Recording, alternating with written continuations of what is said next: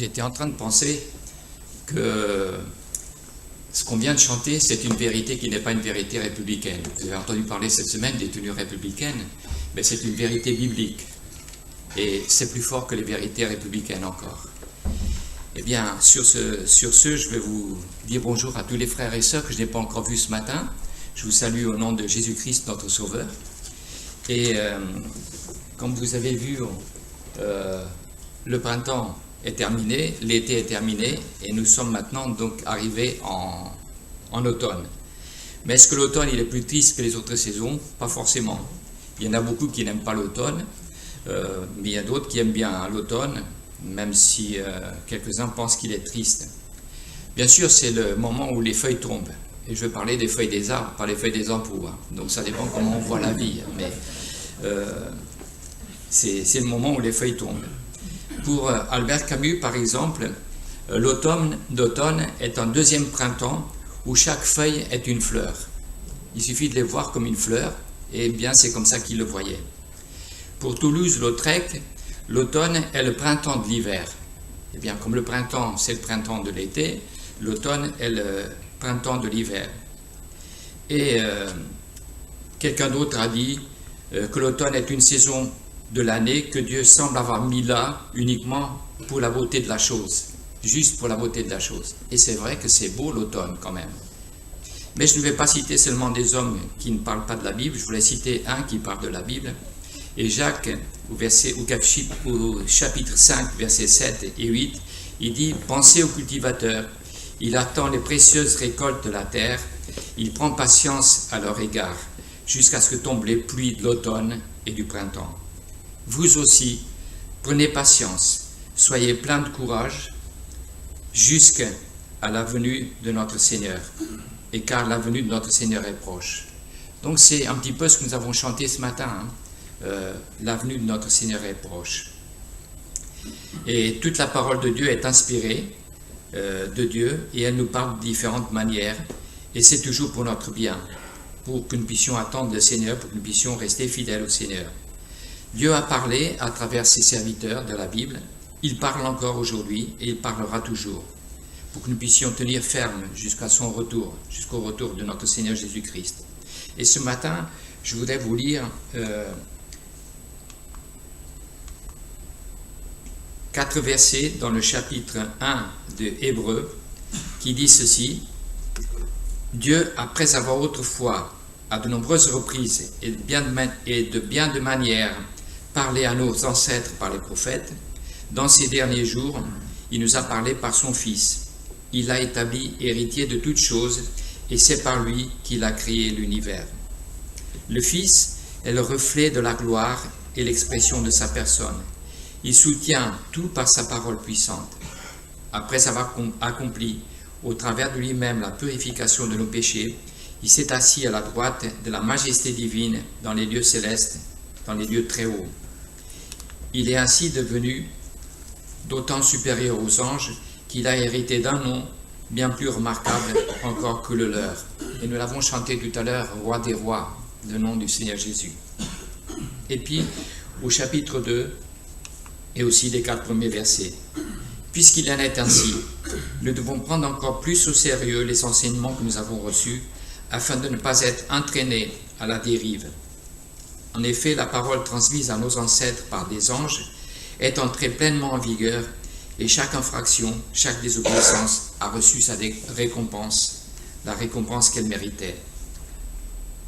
Alors, comment pourrons-nous échapper nous-mêmes au châtiment si nous négligeons un si grand salut? Ce salut a tout d'abord été annoncé par le Seigneur Jésus lui-même. Ceux qui l'ont entendu en ont ensuite confirmé la validité pour nous.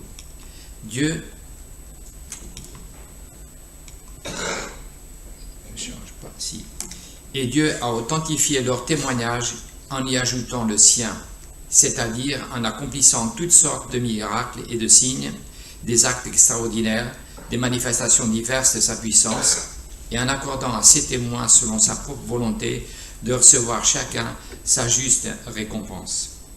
Alors ce que je viens de lire, c'est la parole de Dieu, inspirée par Dieu, et c'est le témoignage de Dieu sur son Fils, sur Jésus-Christ. L'Épître aux Hébreux, qui a été écrite vers les années 70 après Jésus-Christ, peut-être un petit peu avant, avait pour but d'encourager les chrétiens d'origine hébraïque, à cette époque-là, à garder la fidélité à Jésus-Christ et à sa nouvelle alliance. Bien sûr, elle est nouvelle chaque matin, et elle est aussi pour nous aujourd'hui, pas seulement pour le peuple hébreu.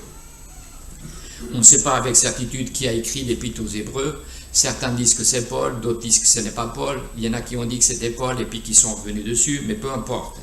Quoi qu'il en soit, les destinataires de la lettre aux Hébreux, ils connaissaient très bien qui était l'auteur de l'Épître. Et pourquoi je dis ça? Parce que si vous lisez le chapitre 13 de ce livre-là, au verset 19, il est écrit « Je vous demande tout particulièrement de prier pour que Dieu me permette de retourner au plus vite auprès de vous. » Donc si nous ne savons pas qui a écrit l'Épître, peu importe. Mais ceux qui l'ont reçue à l'époque, ils savaient de qui elle venait. Et je pense qu'un jour dans l'éternité, nous le saurons peut-être aussi qu'il a écrit l'Épître. Peut-être que nous saurons même ce que Jésus a écrit sur la terre. Vous vous souvenez, quand on lui a amené une femme adultère, il s'est baissé, il a écrit par terre, mais on ne sait pas ce qu'il a écrit. Et peut-être que nous saurons aussi ce qu'il a écrit. Mais peu importe, c'est pas ça qui est important. Une chose est certaine, c'est que c'est le Saint-Esprit qui est l'inspirateur de cette épître aux Hébreux. Et donc, c'est la parole de Dieu. Et Dieu nous parle encore par cette épître aux Hébreux. En tout cas, il m'a parlé, et j'aime bien cette épître aux Hébreux. Et dans les 4 premiers versets, c'est la plus haute des révélations qui nous est maintenant donnée sur le Fils de Dieu, qui est le plus grand, qui est plus grand que les anges, et qui a accompli la rédemption. Il a été intronisé à la droite de Dieu. Nous l'avons chanté, nous l'avons entendu tout à l'heure aussi. Ces versets nous démontrent que Jésus-Christ est vraiment le Fils de Dieu. Nous ne l'avons pas vu, mais par la foi, nous le croyons. Les hommes de l'Ancien Testament, ils ne l'avaient pas vu, et ils avaient quelque chose. Par la foi, ils voyaient ce qui allait arriver, mais ils n'ont pas eu l'occasion de le voir. Et dans ces versets, ça nous montre qu'il est le nouveau, le dernier et le supérieur grand prêtre. On ne l'a pas lu, mais plus loin dans l'Épître aux Hébreux. Il est supérieur aux anges, il est supérieur à Moïse, à Aaron et au ministère sacerdotal de l'Ancien Testament. L'Ancien Testament, il a démontré les points qui avaient un caractère temporaire, car ils étaient passagers, mais ils voyaient déjà l'avenir. Il était temporaire, ils avaient en vue la nouvelle alliance que Dieu allait envoyer. Et elle est nullement contraire à l'Ancien Testament, mais cette nouvelle alliance, elle est éternelle. Elle dure pour nous, pour toujours. L'œuvre de Jésus-Christ ne peut pas être laissée pour compte, car il est mort, mais il est ressuscité, il est assis à la droite de Dieu, et le plus important, c'est qu'il va revenir. Nous devons être prêts pour le recevoir. Nous l'avons chanté, nous l'avons entendu tout à l'heure. Les hommes et les femmes qui composent l'Église, donc vous, moi, nous tous, nous devons persévérer jusqu'à la fin dans la fidélité à Jésus-Christ. Et j'ai oublié de... Nous observons plusieurs points qui composent la structure des versets que j'ai lus, et donc je voulais évoquer ces points-là. Le premier verset dit que Dieu, après avoir autrefois, à de nombreuses reprises et de bien de manière, parlé à nos ancêtres par les prophètes, il nous a parlé maintenant, dans les derniers temps, par le Fils. Et l'auteur de l'Épître aux Hébreux, il commence par Dieu, de parler de Dieu. Quand il parle de Dieu, c'est ce Dieu qui s'est fait connaître à Moïse et qui lui a dit que son nom est « Je suis ». Il était à l'époque et il est toujours. C'est le Dieu qui a dit à Moïse « Je suis ce que je suis ». Et vous direz ainsi aux enfants d'Israël « Je suis m'a envoyé ». Ça n'a pas beaucoup de sens de dire « Je suis m'a envoyé ». Mais il faut penser que je suis veut dire Dieu, l'Éternel, Jéhovah, vous a envoyé. C'est ce qu'il a donné comme ordre à Moïse et à Aaron. L'auteur informe donc les lecteurs de sa lettre que Dieu a parlé dans le passé de nombreuses manières et de nombreuses fois. Mais à qui a-t-il parlé? Il indique qu'il a parlé aux ancêtres du peuple d'Israël. Et par nos ancêtres, l'auteur désigne donc le peuple de Dieu, le peuple que Dieu a choisi à travers Abraham. En d'autres termes, les ancêtres dans ce verset représentent l'arbre généalogique du peuple d'Israël, à commencer par le patriarche Abraham, et puis Isaac, Jacob, etc., etc. Les ancêtres est une référence donc au peuple d'Israël. Et Dieu a parlé de nombreuses fois et de nombreuses manières à Abraham. Vous connaissez certainement les passages de la Bible, quelquefois directement, d'autres fois par des visions. Et d'une autre manière, il a parlé à Moïse, et puis ensuite par les prophètes, et encore de différentes manières.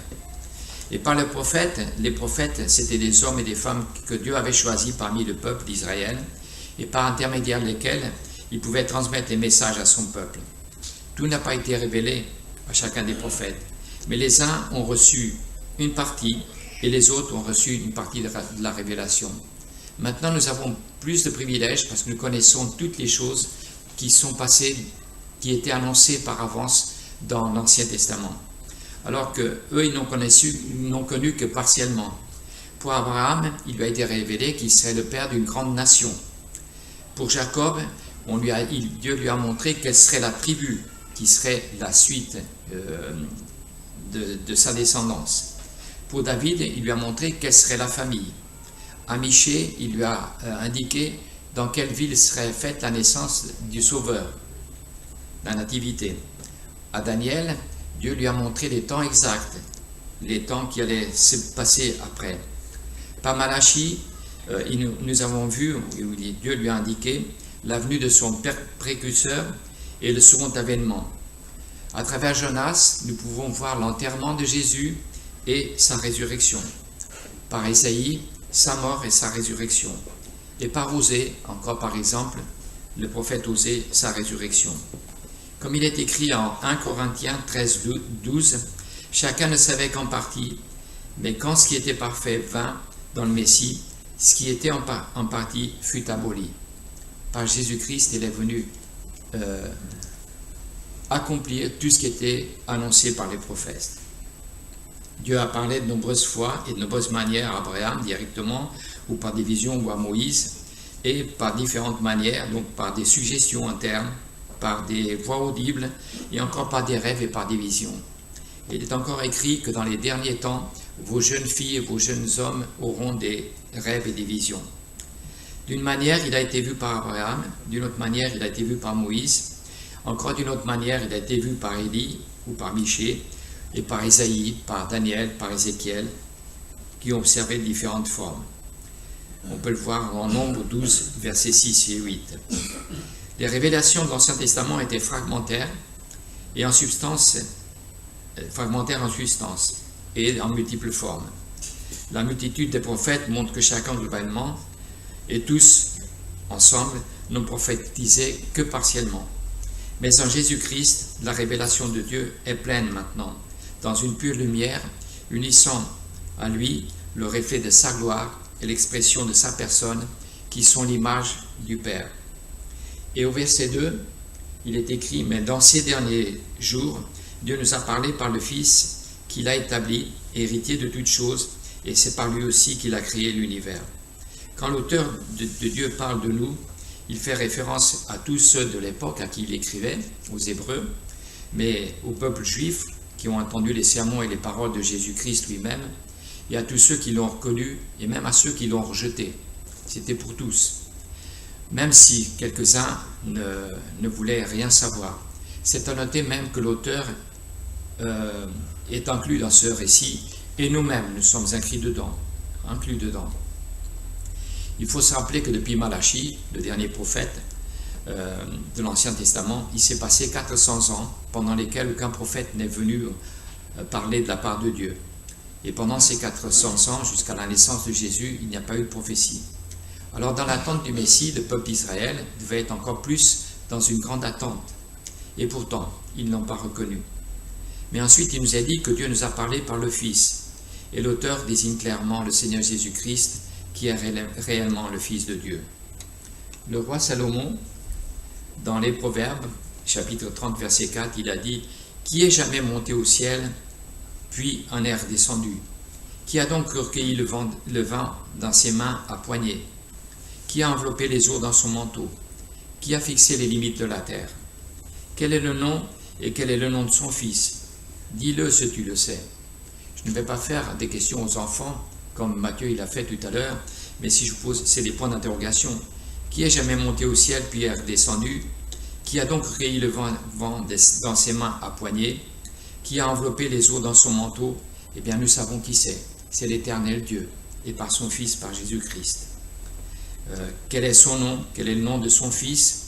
Eh bien, c'est Jésus-Christ. Le Fils, c'est la dernière, la plus haute manifestation de Dieu.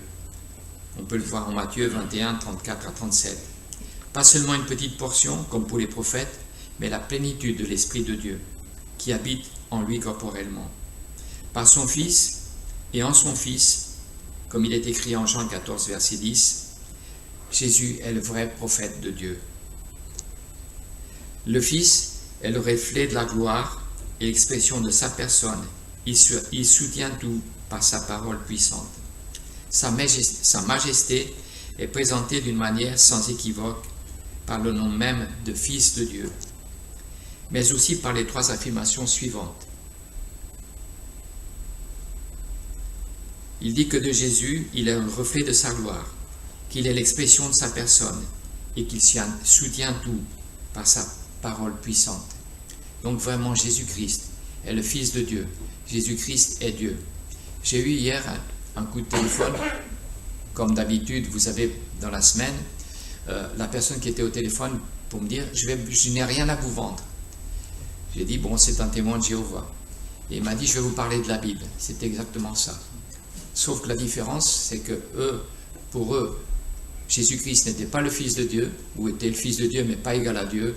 Pour nous, c'est égal à Dieu. Jésus-Christ a dit, qui me voit le Père. Qui m'entend, entend le Père. Donc Jésus-Christ était vraiment, et est vraiment le Fils de Dieu. Et puis, au chapitre 3 encore, il est indiqué, après avoir accompli au travers de lui-même la purification de nos péchés, il s'est assis à la droite de la majesté divine dans les lieux très hauts.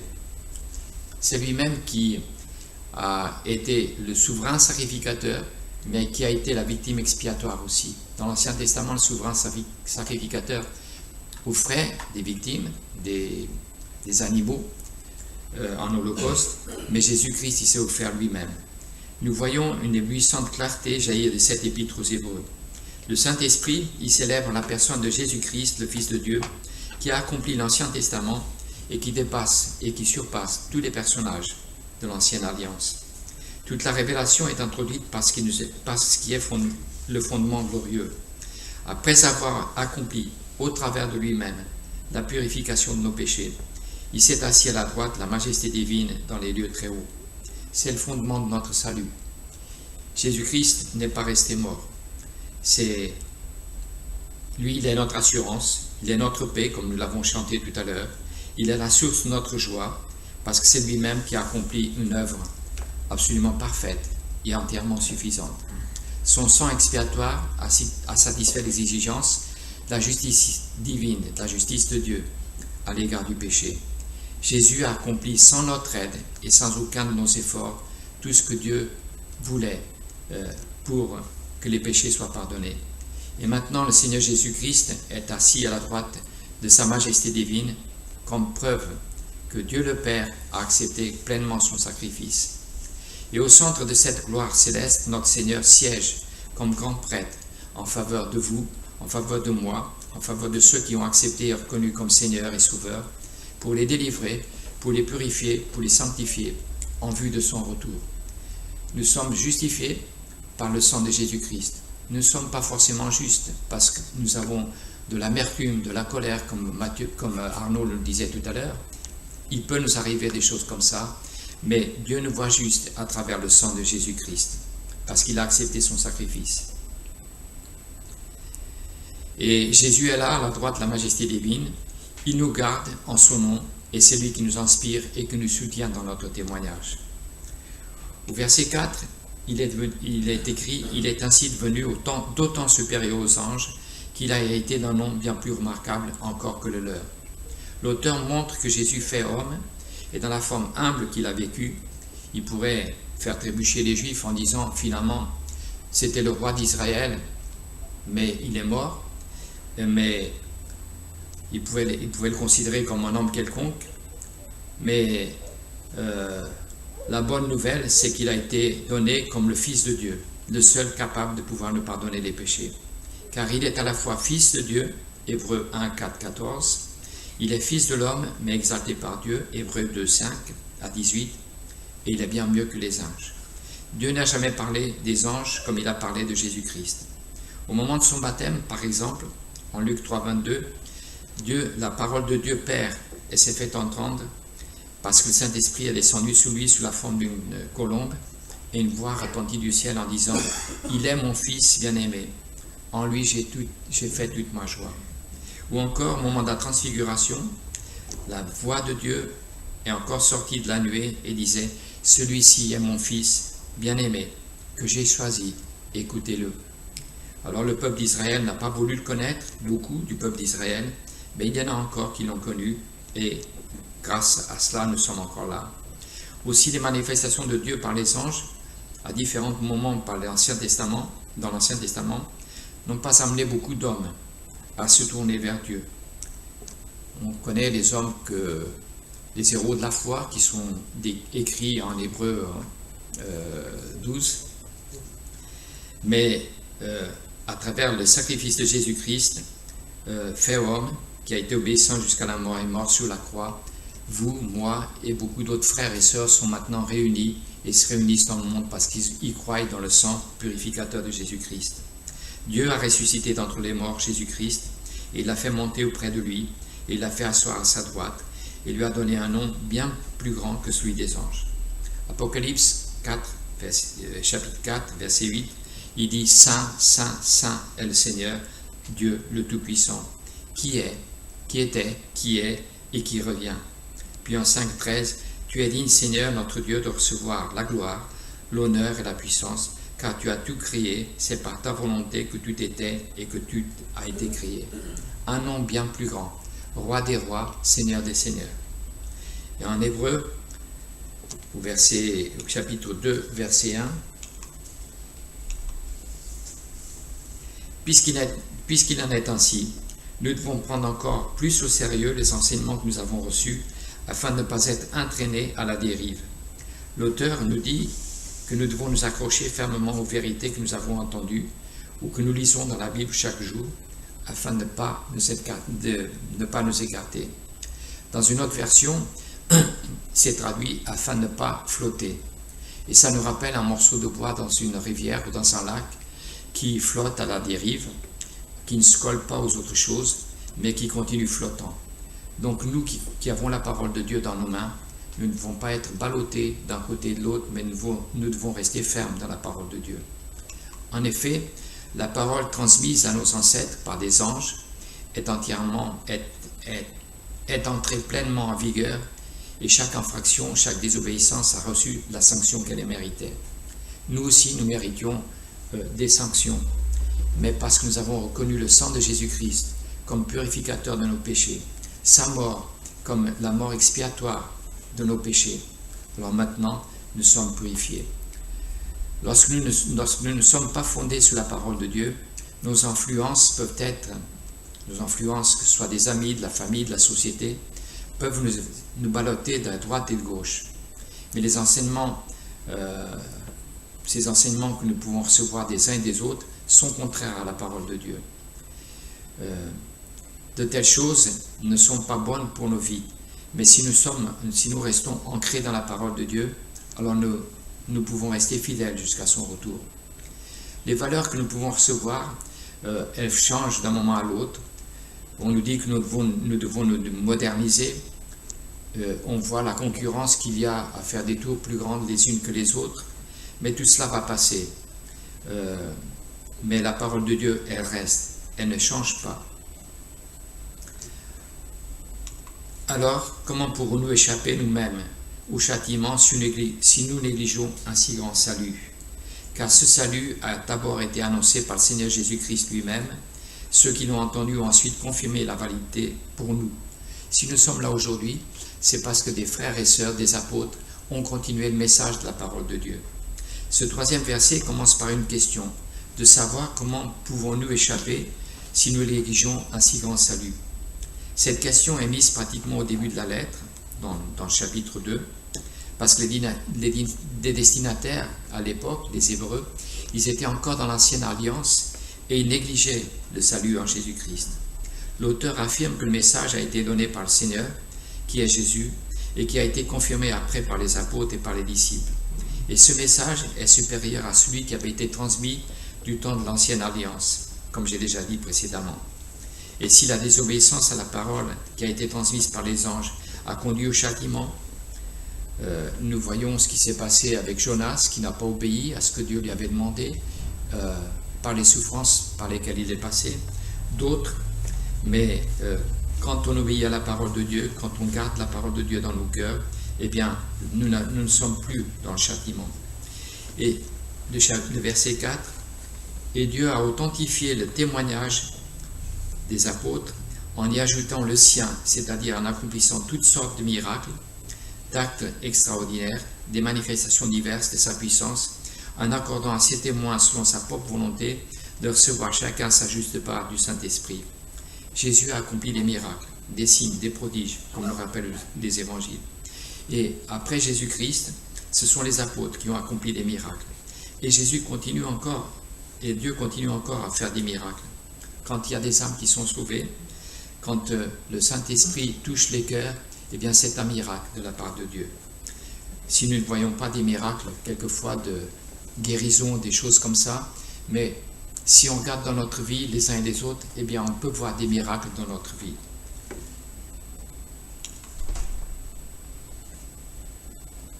Comme nous le savons, la parole a été annoncée et puis elle a été confirmée plus tard par les disciples, c'est ce que je disais tout à l'heure. Et Jean, par exemple, dans son épître 1, verset 1, dit ce qui était dans le commencement, ce que nous avons entendu, ce que nous avons reçu, ce que nous avons vu de nos propres yeux, ce que nous avons contemplé, ce que nos mains ont palpé, il s'agit de la parole de vie. Eh bien, Jean, il dit que toutes ces choses-là, il les a vues, et c'est ça qu'il nous transmet. Ainsi, Dieu témoignait avec les apôtres et les disciples par des signes, par des prodiges et divers miracles. Et ces miracles n'étaient pas attribués aux apôtres, mais à Dieu lui-même, car c'est à lui qui les accomplissait à travers les disciples et les apôtres. Et on voit encore aujourd'hui que les miracles qui peuvent être réalisés sont des miracles de Dieu à travers sa parole qui touche les cœurs, à travers son Saint-Esprit. Malgré tous les miracles que Jésus a accomplis, les seuls hommes et femmes qui ont été le salut ont été ceux qui croyaient vraiment en lui. On voit qu'à un moment donné, il avait guéri 10 lépreux, et il n'y a qu'un seul qui est venu. Les 10 autres ne sont pas revenus, parce qu'ils n'ont pas cru que Jésus était le Fils de Dieu. Alors que celui qui est venu, qui a été guéri, il a cru vraiment qu'il avait été guéri par le Fils de Dieu.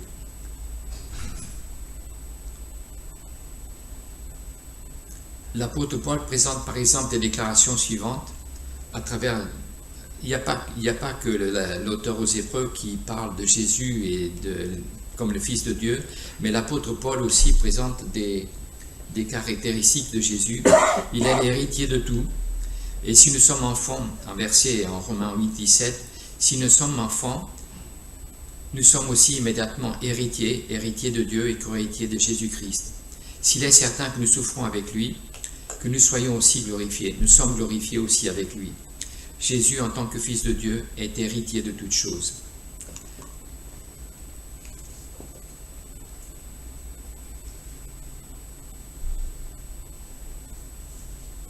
Jésus a fait le monde, il a participé. En Genèse 1.1, il est dit « créons ceci, créons cela ». Donc n'était pas seul, Jésus était avec le Père. Il y avait Dieu et le Père. Et Paul, en Colossiens, chapitre 1, verset 16, il dit « Parce qu'en lui, tout a été créé, toutes les choses qui sont dans les cieux et sous la terre, les visibles, les invisibles, que ce soit les trônes, que ce soit les dominations, soit les principautés, soit les pouvoirs. Tout a été créé par lui et pour lui. Tout a été créé par Jésus-Christ, le Fils bien-aimé de Dieu. » Jésus est l'éclat de la gloire de Dieu. Et l'apôtre Paul, il le dit, en attendant la bienheureuse espérance et l'apparition de la gloire du grand Dieu et de notre Sauveur Jésus-Christ, Jésus est l'éclat de la gloire de Dieu.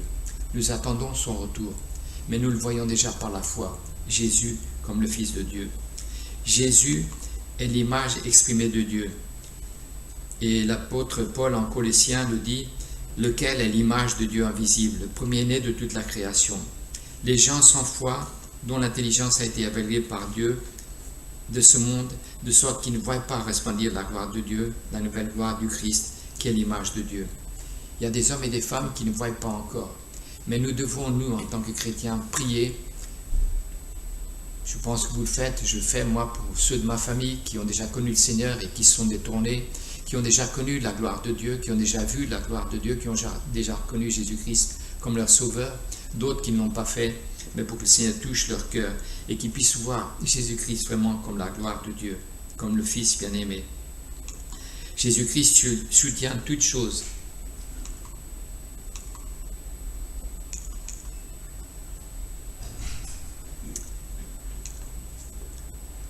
Et Paul le dit encore, il est avant toute chose, et toute chose dure par lui.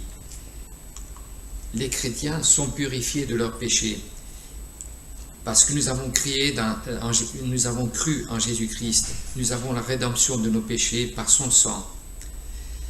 Il nous a délivrés, parce que nous avons cru et il nous a délivrés de tous nos péchés. Il est plus excellent que les anges. Le Christ, nous l'avons lu tout à l'heure, le Christ est placé bien au-dessus de toute autorité, de toute puissance, de toute domination, de toute souveraineté, au-dessus de tout nom qui puisse être cité, non seulement dans ce monde présent, mais aussi dans le monde à venir. Le nom de Christ est toujours remarquable. Ésaïe, par exemple, il l'a dit, un enfant nous est né, un garçon nous est né, et un fils nous est donné. Et la principauté est sur ses épaules. Il était le Fils de Dieu, il était prince de paix.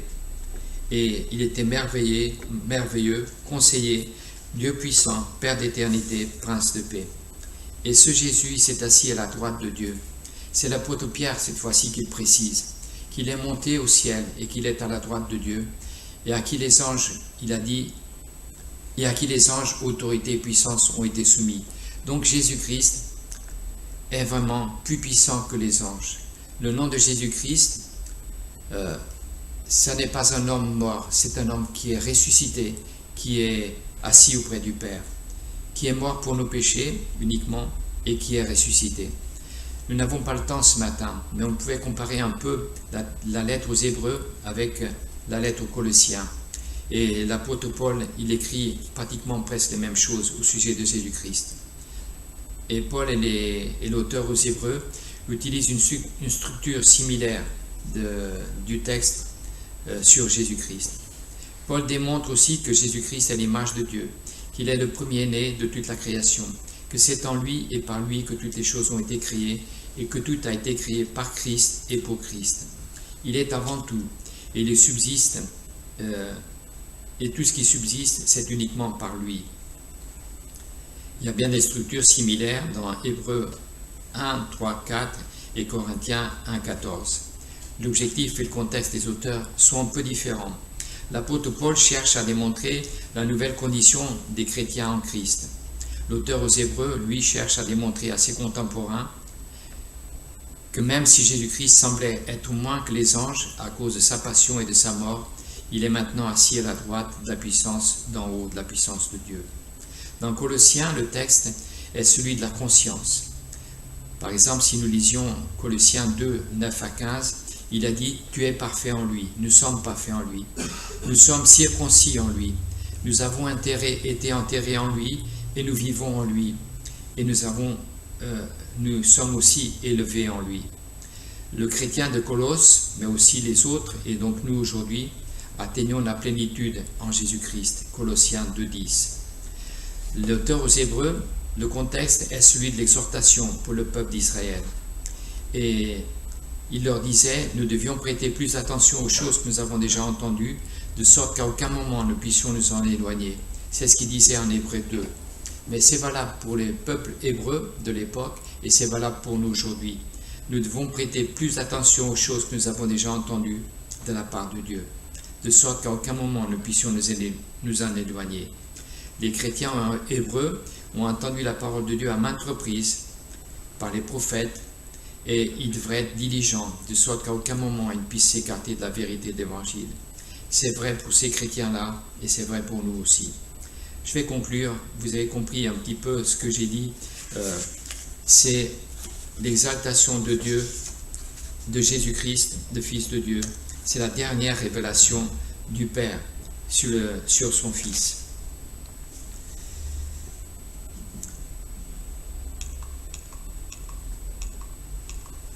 La base de croyance des chrétiens se trouve dans le Nouveau Testament.